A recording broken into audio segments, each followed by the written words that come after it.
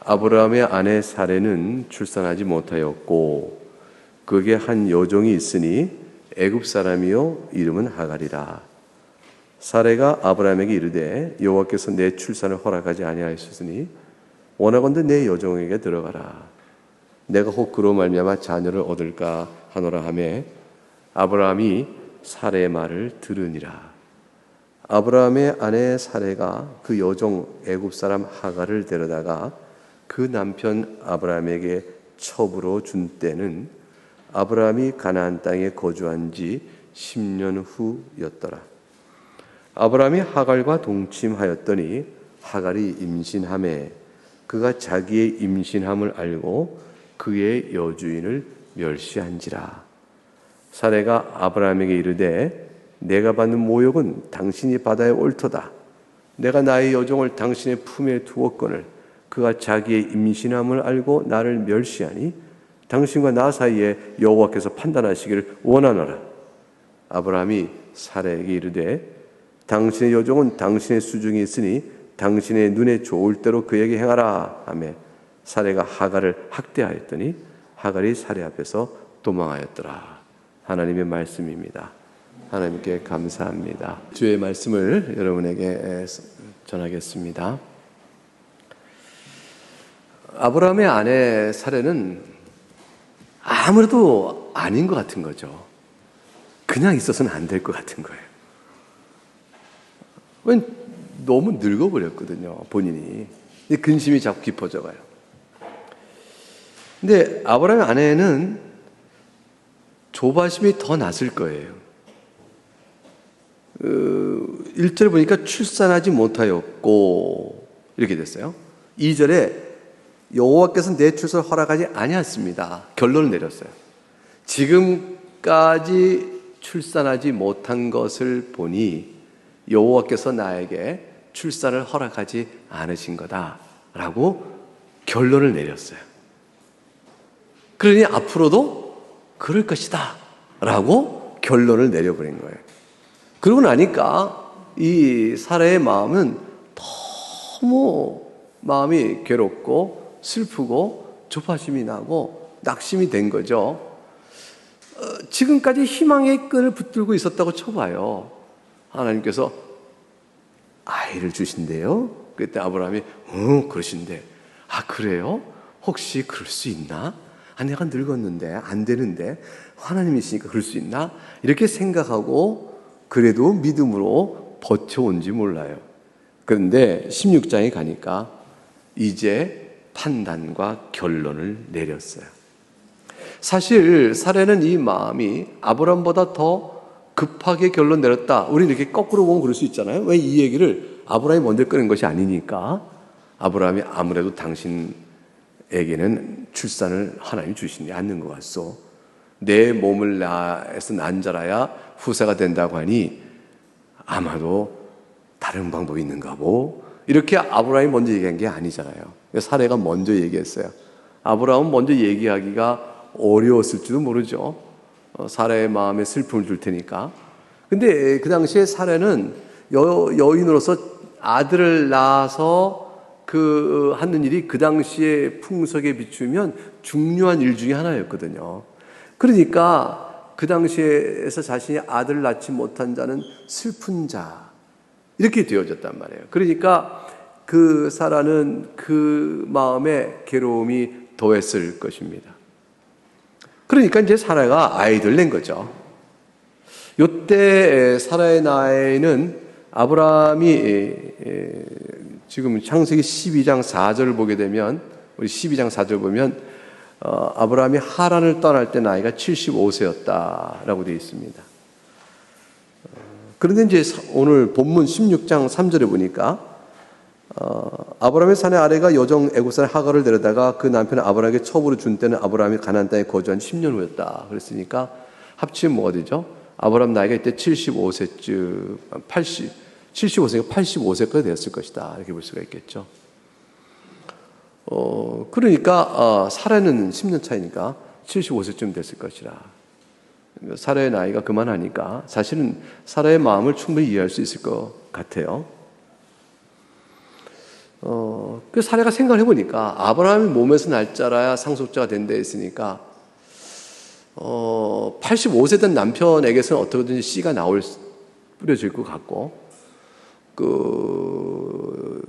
자신에게서는 아이를 임신하여 출산할 수 있는 가능성은 없다는 것은 자기 몸의 상태는 자기가 아니까 이제 확정을 내렸고, 그러니까 사례는 당신 몸에 날 자라니 내 여종 하갈에게 들어가서 아이를 낳으시오라고 이제 생각한 거예요. 사라에게서는 아마 유일한 방법이었을 것입니다. 그렇게 되면 자식 없는 수치도 자신에게 좀 가려지고 그 아이를 자기 안으로 받으니까, 그리고 아브라함이 약속하신 하나님의 복도 이루어지는 것이 분명할 거고, 그런 방법은 몸종인 하갈에게 자식을 낳는 것이다. 종은 주인의 소유니까 종의 자식도 주인의 소유거든요. 이렇게 자식으로 여길 수가 있는 것이죠. 이게 쉬운 방법, 분명한 방법이 이제 나온 겁니다. 사례가 이 생각을 전에도 했을지 몰라요. 아마 그 생각을 할지 모르지만 자신이 나름대로는 정한 때가 있었을 거예요. 자기 나름대로는 인내의 한계가 있었을 것이고, 자기 나름대로는 이제 결론 내릴 때가 왔다. 그래서 이때쯤에 얘기했을 것입니다. 사례가 이제 아브라함에게 이렇게 말하니까 2절에 보니까 아브라함이 그 말을 들었다. 2절 하반절 맨 끝에 아브라함이 사례의 말을 들었다. 어쩌자고 사례의 말을 들었을까요? 여러분, 우리 남자 교우님 같으면 들을까 안 들을까요? 어쩌자고 들었을까? 어쩌자고 들었을까? 사례는 하나님과의 언약을 15장의 내용 보게 되면 직접 받지 않고 아브라함을 통해서 들었다 치더라도 아브라함은 적어도 그 사례의 말을 듣고 그렇게 하시오라고 하기 전에 아브라함에게 그래도 있었어야 뭔가를 좀 얘기할 수 있겠어요? 뭘 얘기할 수 있겠습니까? 그래서 하나님께 물어봐야죠. 하나님께 기도를 하고 과연 그런가 물었어야 되지 않을까요? 예컨대 15장에서 내 집에 있는 종 엘리에셀이 내 후사가 되겠습니다라고 하나님께 기도했듯이, 하나님, 아내 사례가 이렇게 말하는데 하나님, 이게 하나님께 내게 주시는 약속된 자녀 주시는 방법입니까? 과연 아니면 제가 더 기다려야 됩니까? 어떻게 하면 좋습니까? 이렇게 말을 하나님께 기도했어야 되잖아요. 근데 그게 없어요. 이게 없으니까 아브라함의 믿음은 도대체 무슨 믿음인가? 그러니까 하나님에 대한 믿음보다는 사라의 말이 더 무서운가? 이렇게 된 거죠. 이제 사라의 말이 더 무섭다. 이제 이런 것인가? 도대체 아브라함의 믿음은 도대체 뭘까? 이런 생각을 하게 되는 거죠. 이걸 생각하고 가만히 생각해보면 아담과 하와 생각이 쑥 떠올라요. 아담과 하와. 아담도 어떻게 타락했죠? 하와가 이거 드세요 라고 하니까 이거 하나님이 금한 것인데 이거 안 돼, 안 먹어, 사라 왜 그래, 하와 왜 그래, 회개해야 돼, 이렇게 하지 않고 드세요 그러니까 하나님이 금하신 건데 당신이 말씀하니 먹죠. 이거 먹어버린 거잖아요.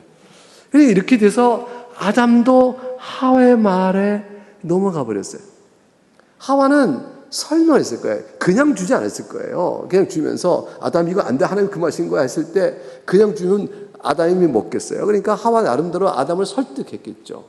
뭐 온갖 표정과 말투와 혹시는 안 먹을 것 같으면 짜증도 내고 눈도 째려보기도 하고 뭐 긴장을 했겠죠. 그러니까 어쨌건 아담을 먹게 만들어요. 그럴 때 이렇게 했죠. 이거 먹어도 안 주고 하나님이 그렇게 안 주는다고 우리가 하나님처럼 될까 봐 그러신 거야. 그럼 그게 무슨 말이야? 그때 아이 그렇다니까 라고 우겨대며 먹어도 괜찮다는 말을 설득했을 거예요. 자신이 미혹당한 것처럼. 하나님이 우리가 하나님처럼 될까 봐 그래서 우리를 먹지 못하게 하신 거야. 그럼 하나님은 선하신 분이 아니시네? 거짓말해서 먹어도 안 죽는다고 이 말 들은 대로 이것 봐 아담 내가 먹었는데 안 죽었지 아마 이럴지 몰라요. 그리고 설득을 했겠죠. 아브라함은 받아 먹은 겁니다. 아담은 받아 먹었어요. 사라는 뭐라고 말했을까요? 아브라함에게 그냥 내 종 하갈에게 들어가시오 그렇게 하지 않았죠. 이유를 댔어요. 내가 출산이 안 됩니다. 그거를 신앙의 이름으로 끌어왔어요. 하나님께서 허락하지 않으셨습니다. 신앙이 하나님의 이름을 동원했죠. 그리고 하나님이 허락하지 않았고 앞으로도 이제 끝난 거요 라고 신앙적인 설명을, 신학적 설명을 한 거예요. 이렇게 설명하거나 그러니 하나님께 당신에게 하신 약속은 지키실 거 아니요? 아마 이랬을 거예요. 하나님 안 믿는 사람이 아니죠. 그 사람은 하나님께서 당신의 몸을 쓴 날짜라고 말씀하셨으니 틀림없이 그 약속은 지키실 것이요. 아브라함, 당신이 이미 85세가 되어 생식의 능력이 있는지 없는지 그건 상관없어. 하나님 하실 거예요. 라고까지 믿음을 막 보여주지 몰라요. 그러나 나는 아니에요. 하나님 내게 허락하지 않으셨다고요. 결론 내리고 아브라함에게 설득을 했을 것입니다. 결국은 사람 생각이 옆에서 누가 제3자가 들었다면요, 살해 말이 100번 맞는 거죠. 아브라함이 안 돼요, 기다려야지 이렇게 해봐야 어리석은 얘기가 되는 거겠죠. 결국은 아브라함이 동의를 한 것입니다. 얼핏 보면 상황적으로는 이해할 법할지 모르지만 틀린 것입니다. 아브라함은, 사례는 첫 번째 할 일이 있어요. 그게 뭐냐면 무조건 기다려야 하는 것입니다. 하나님이 말씀하셨으니 그 일은 반드시 이룰 줄 알고 기다려야 하는 겁니다. 둘째는 그 일을 행하기 전에, 사람 생각에 아무리 지혜롭게 여겨져도 행하기 전에 기도해야 되는 것입니다.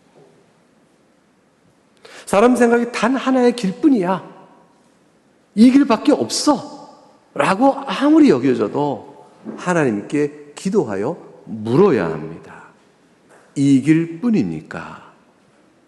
지금 이렇게 하려고 하는데 하나님 이것이 허락되는 일입니까? 옳은 걸까요? 물어야 합니다.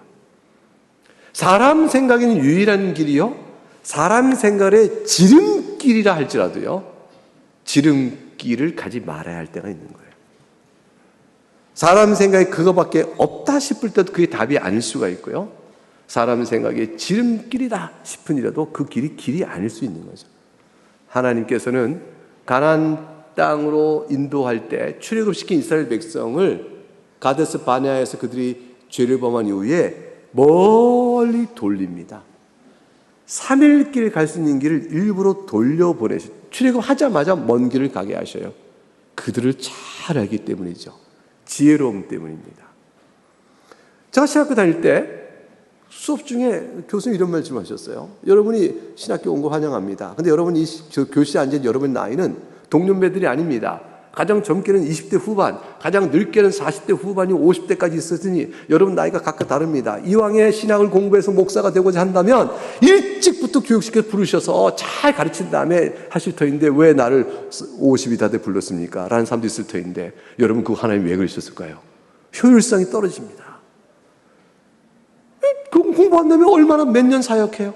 그리고 또 늙어서 머리가 둔하고 공부하기 바쁘고 힘들다고 맨날 그러니까 재미가 없는 거죠.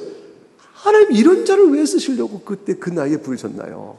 한번 생각해 보라 그랬어요. 여러분 하나님 때는요, 그때는 그 사람이 그 나이가 돼서야 아는 거예요. 그때가 돼야 아는 것이죠. 하나님이 정하신 때가 다 있어요. 우리는 그때를 기다리며 하나님이 정하신 교훈에 합당하게 행하게만 하는 것이에요. 때로는 기도를 오래 해야 될 때가 있는 거예요.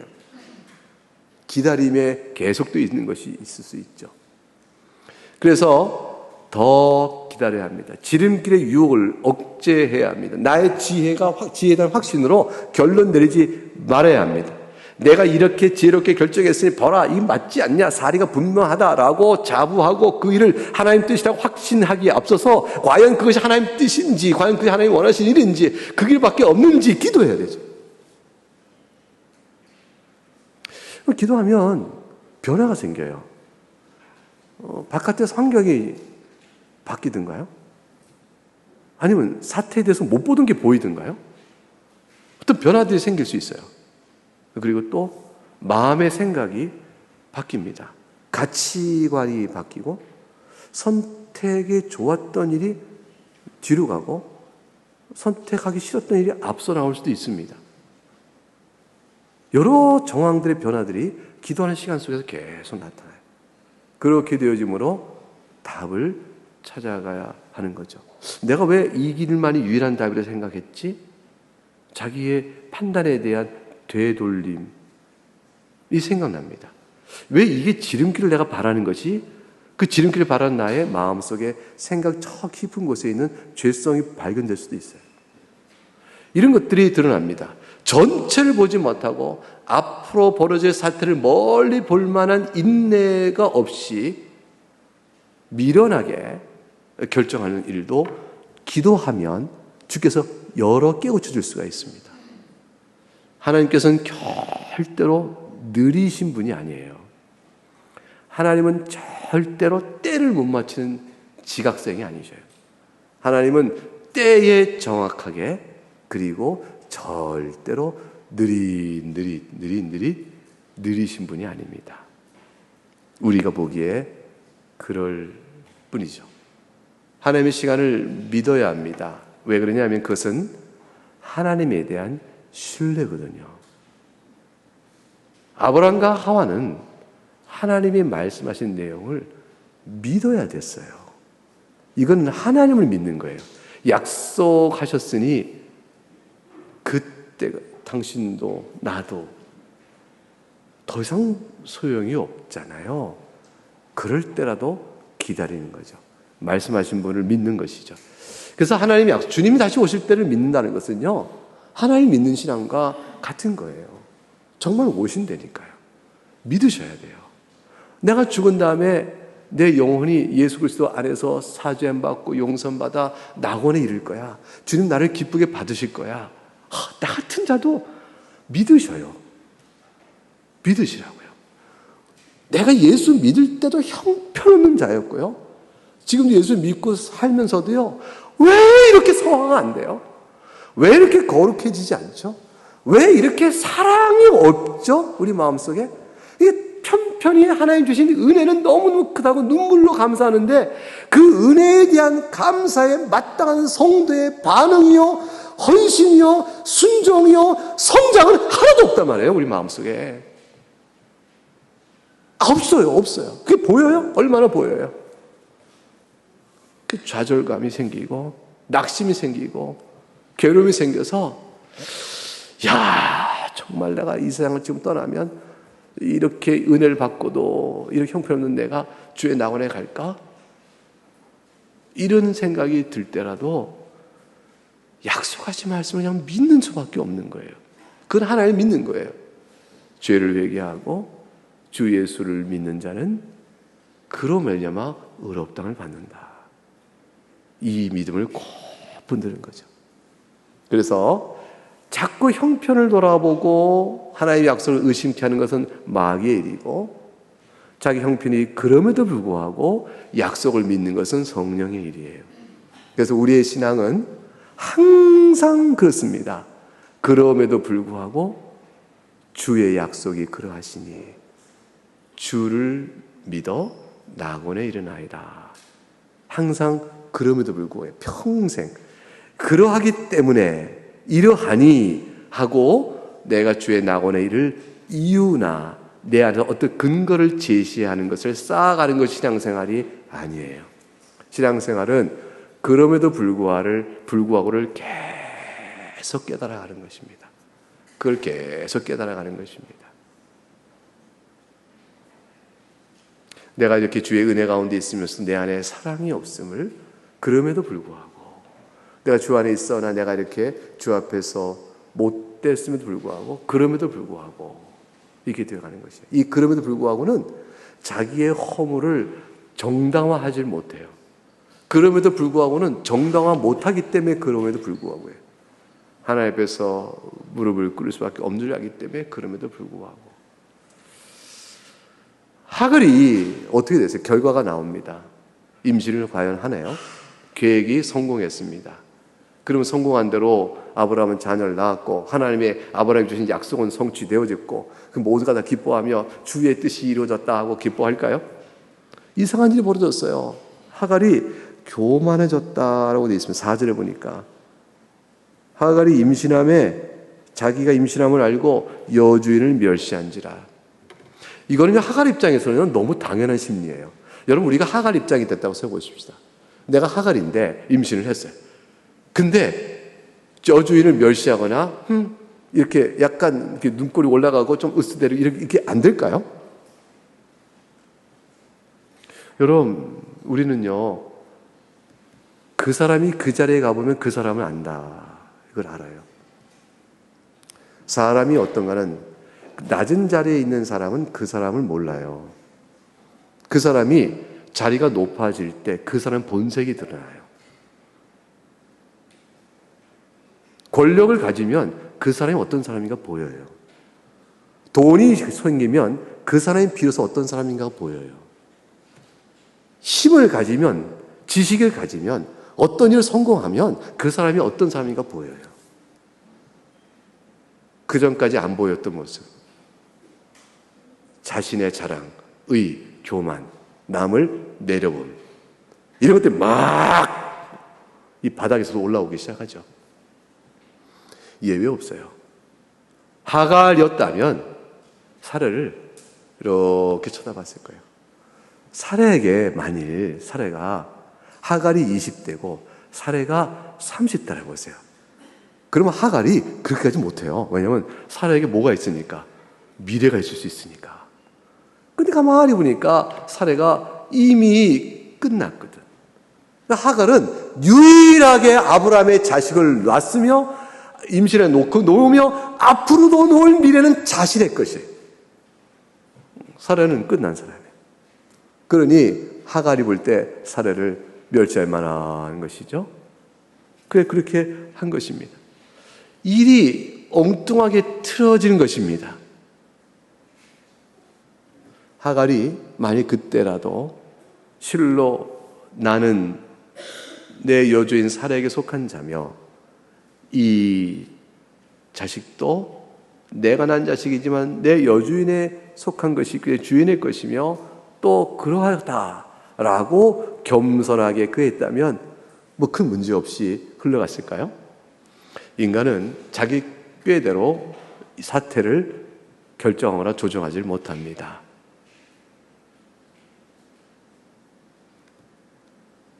사람은 그런 것이죠. 사례가 돼서 불평합니다. 5절에 보니까 아브라함이 이르되 내가 받는 모욕은 당신이 받아야 옳도다. 내가 나의 여종을 당신의 품에 두었거늘 그는 자신의 임신을 하고 나를 멸시하니 당신과 나 사이에 여호와께서 판단하시길 원합니다. 사례가 이런 불평을 아브라함에게 할 수 있을까요? 자신이 먼저 제안해놓고 그래놓고도 아브라함을 탓합니다. 당신이 아니라고 말했어야지 이렇게 되는 거죠. 책임의 전가가 되는 거예요. 이게 사례예요. 책임의 전가는 끊임없어요. 우리는 아담과 하와에게서 봤죠. 아담도 책임 전가를 하와에게 하고 하와는 책임 전가를 뱀에게 합니다. 끊임없는 책임 전가가 죄성이 발동하기 시작합니다. 사례가 멸시를 당한다고 순간 실제 하갈이 멸시한지라 사실관계는 있어요. 이거 멸시를 당한 순간에 사례가 그 분을 못 참고 아브라함에게 대뜸 말한 겁니다. 내가 받는 모욕은 당신이 받아야 한다. 당신이 아니라고 말했어야지 이거죠. 당신이 그래라고 말했기 때문에 일이 이렇게 된 거 아니야. 사례가 아브라함을 향하여 험한 말을 책임을 남편에 돌리고 그것도 하나님의 이름을 동원하여 말하는 겁니다. 5절 보니까 당신과 나 사이에 여호와께서 판단하시기를 원하노라 그랬어요. 사례가 지금 처음에 아브라함에게 말할 때 뭐라 그랬어요? 여호와께서 나에게 출산을 주지 않으셨다. 하나님의 이름을 동원하여 결론 내렸죠. 지금 원망을 할 때도 하나님께서 당신과 나 사이에 여호와께 판단하시기 원하노라. 누가 잘못이 하나님 판단하실 거야. 당신 잘못이잖아. 이거죠. 하나님의 이름을 동원하여 또 사례가 그래요. 사례의 믿음은 그래요. 원망과 원함을 가질 때마다 하나님 이름을 동원하여 내세우고 아브라함을 압박해 왔습니다. 사실 잘못은 아브라함보다 사례에게 우선성이 있죠. 자기로부터 시작된 일이었고요. 사례가 제안한 일이었죠. 사례가 아브라함이 먼저 제안했다면 사례가 아닙니다 라고 말했으면 끝날 일이었어요. 아브라함이 먼저 제안했다 할지라도. 그리고 하갈은 자신의 몸종이었고 자기 여종을 자기가 아브라함이 드렸으니 자기가 하갈을 다스릴 일이지 자기가 다스릴 일이지 자기가 당한 일과 관하여 아브라함을 그렇게 말하는 아니었습니다. 근데 사례가 왜 이렇게 분노했을까요? 사태를 보니까 하갈은 자기를 멸시하고 자기는 하갈의 멸시를 이길 또 없앨 가능성이 없고 절망이잖아요. 야곱의 두 아내 라헬과 레아의 관계는요, 서로 아이를 놓기 때문에 그렇게 다투가지 않는데 사라는 자신에게는 끝이고 절망이고, 근데 하갈에 대한 질투심은 증폭돼 가기 시작하는 거죠. 왜냐하면 아브라함의 사랑이 누구에게 미칠 것이니까? 하갈에게, 아니 아이에게 미칠 거 아니에요.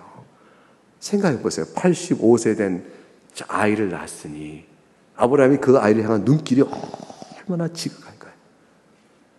그 아이를 바라보는 눈길이 어떨 건가 뻔한 거예요. 사례가 그걸 내다보는 거죠.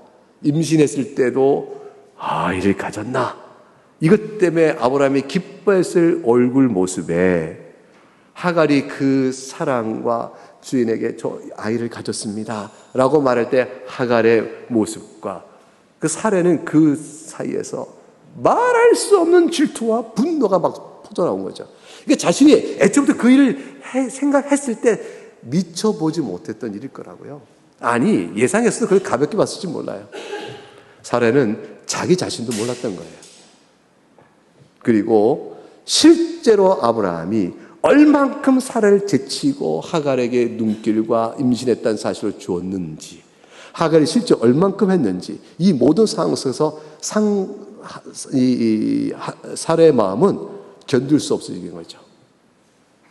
그러니까 사례 폭발해버리면 한 거예요. 당신 모욕을 당하라. 그러면 아브라함은 어떻게 반응을 해야 될까요? 아브라함이 반응을 안 보여요. 이 지혜로운지 비겁한지 미련한지 한번 생각해 보세요. 6절 한번 같이 읽어봅니다. 시작. 아브라함이 사라에게 이르되 당신의 여종은 당신의 수중에 있으니 당신의 눈에 좋을 대로 그에게 행하라 하매 사라가 하갈을 학대하였더니 하갈이 사라 앞에서 도망하였더라. 아브라함이 대답은 뭐냐면 하갈이 당신의 수중에 있으니 당신 임의대로 하시오 라고 말합니다. 당신이 하갈을 내쫓으면 내쫓고 당신이 하갈을 미워하면 미워하시오. 나는 관계치 않겠어 라는 거예요. 이 말은 뭐냐면 하갈의 몸에 있는 자신의 씨조차도 만약 당신이 내쫓아서 멀리 와버린다면 나는 관계치 않겠다라는 식의 포기의 선언에 가까운 그 모든 걸 다 이렇게 사라에게 말한 거죠. 아니요, 당신이 그렇게 말하면 아니요. 당신이 먼저 제안한 거 아니요. 또 하갈의 몸에 있는 씨는 내 씨요. 그러니 그렇게 할 수 없어 라고 아브라함이 말하지 않았어요. 하지 않고 당신 마음대로 하시오 라고 말했어요. 근데 이것은 사라의 마음을 잘 달래주고 사라의 마음 속에 나온 말처럼 보이지만 아브라함의 비겁함이 또 하나 있어요. 이거 자기 모순관계에 있는 거예요. 이게 이들의 행위가 믿음에 따라 행한 것이 아니기 때문에 나오는 모순관계인데 생각해 보세요. 아브라함이 사라의 말을 들었을 때 그리고 하갈에게 들어갔을 때 아브라함이 최소한 자기 합리화에 어떤 행동이 있을까요? 어떤 거로 자기 행동을 합리화했을까요? 그로써 아마도 아브라함 내 몸에서 날짜라 하였지만 당신의 몸까지는 아니고 내 몸이라 하였으니 아마도 하갈의 몸에 빌어서 내 아이가 나오는 것이 하나님 뜻인지 모르겠어. 내가 그런 줄 알고 그러면 하나님 뜻이 그런 줄 알고 나도 당신 뜻을 받겠어라고 하나님 뜻에 대한 해석에 동의를 하고 들어간 거 아니겠어요? 그런데 사라가 분을 내고 아브라함도 그 순간에 그걸 감당할 수 없으니까 애초부터 아니요 사라 이것은 하나님 뜻을 이루고자 한 것이니까 하갈을 하갈대로고 이 문제를 또 다시 방법을 생각하십시오 이렇게 말하지 않고 당신 마음대로 하라고 딱 일찍 포기해버리는 것이죠. 만일 하나님 뜻을 합당한 것이라고 행했다면 사라의 감정적 폭발에도 불구하고 문제 해결을 그 하나님 뜻에 행한 것이 맞다면 그것에 따라 해결법을 제시해야 되는 것이죠. 아브라함이 책임 있게. 근데 아브라함은 문제를 외면해 버립니다.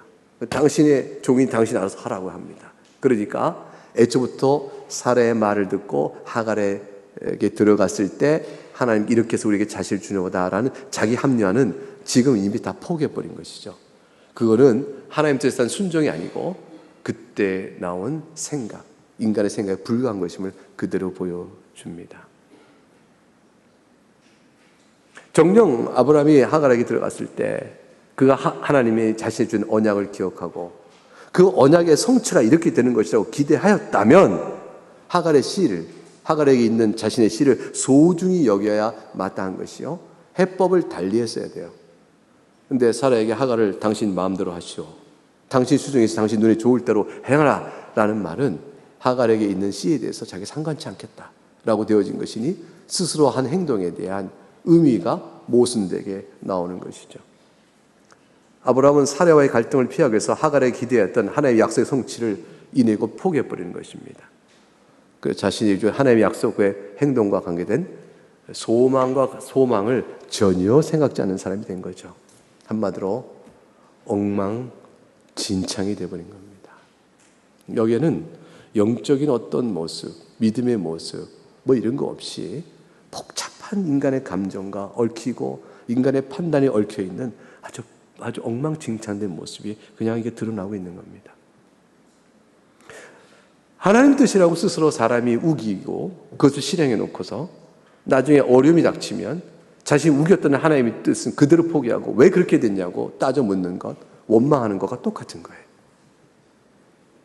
이것이 하나님의 뜻이라고 우겨놓고 실행을 해놓고 그리고 나서 어려움이 생기자 하나님의 뜻을 그대로 포기하고 이것은 하나님의 뜻이었습니까? 왜 이걸 나에게 주셨습니까? 라고 되려 하나님께 득달하고 나가는 인간의 모습 똑같은 것이죠.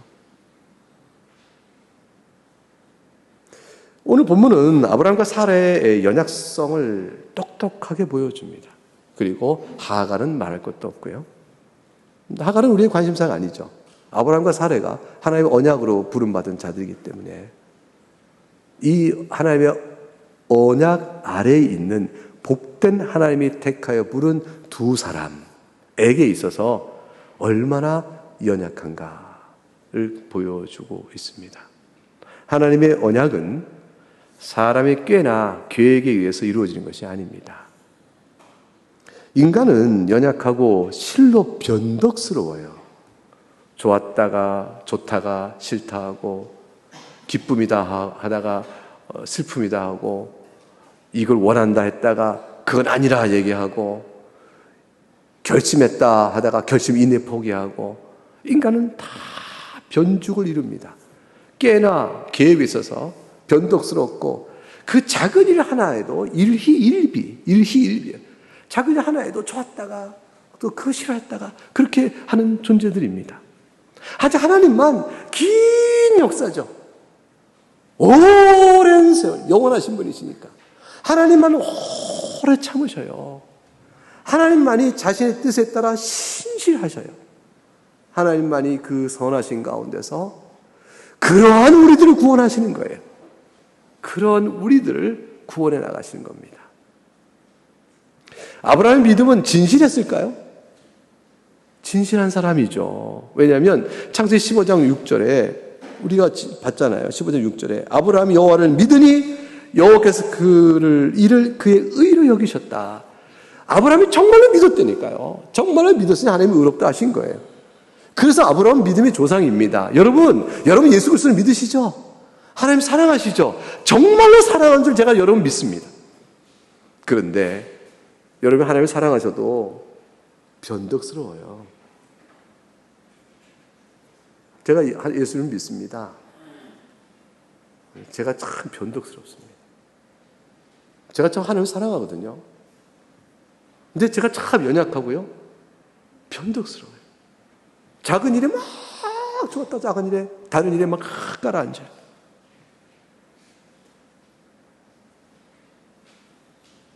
그래서 우린 다 뭐냐면 예수를 믿는 믿음과 하나님 사랑하는 믿음이 진실되지 않은 게 아니에요.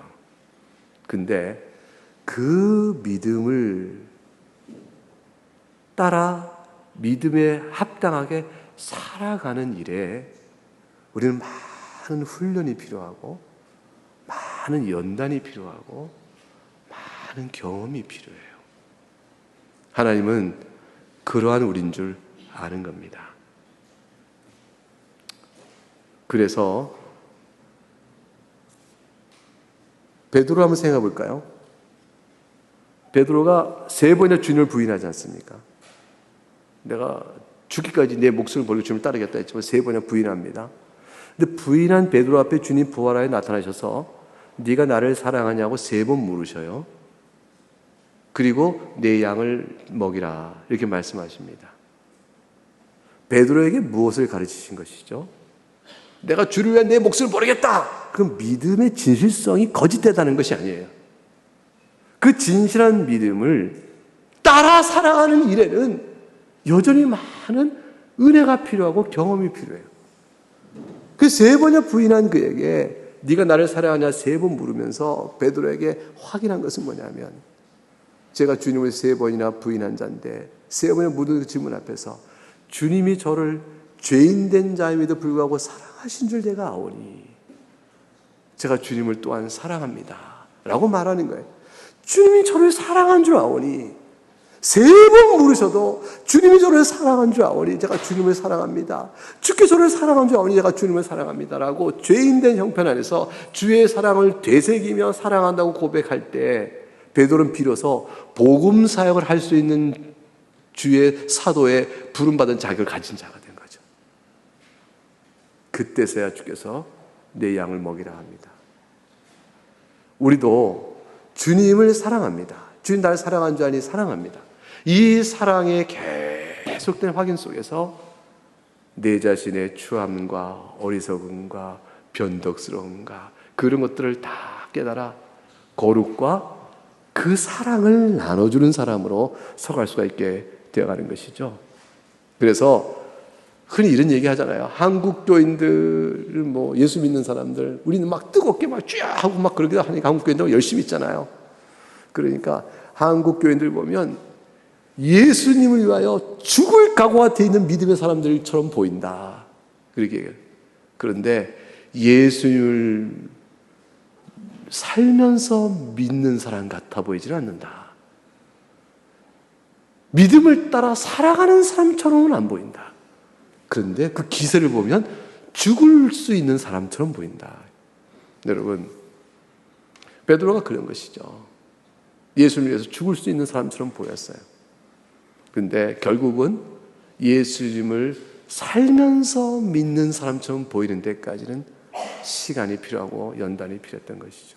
아브라함은 그 과정을 겪고 있는 거예요. 사례도 그 과정을 겪어가고 있는 겁니다. 우리가 다 그 과정 안에서 한 인생을 사는 거죠. 믿음을 따라 사는 법을 배워가고 있는 것이죠. 그걸 가르쳐서 하나님의 섭리 가운데 끝까지 우리를 놓지 않으시는 성도의 끝까지 놓지 않는 하나님의 작정 안에서 성도가 믿음과 은혜 가운데서 견디어가는 신앙의 모습, 그것을 그렇게 보이는 것입니다. 이 아브라함과 사례를 주님이 사랑하셔요. 그리고 이들은 또한 한 배움을 얻어가는 것이죠. 자, 우리가 오늘 성찬식을 합니다. 이 성찬식은 우리에게 무엇을 알려주죠? 이러한 연약한 과정에 있는 우리를 주님이 여전히 사랑하신다. 그거를 보여주는 증표입니다. 이 은혜를 생각하면서 우리가 감사함으로 주 앞에 나올 수 있기를 주 여러분 축복하며 여러분 성찬의 자리에 초대합니다.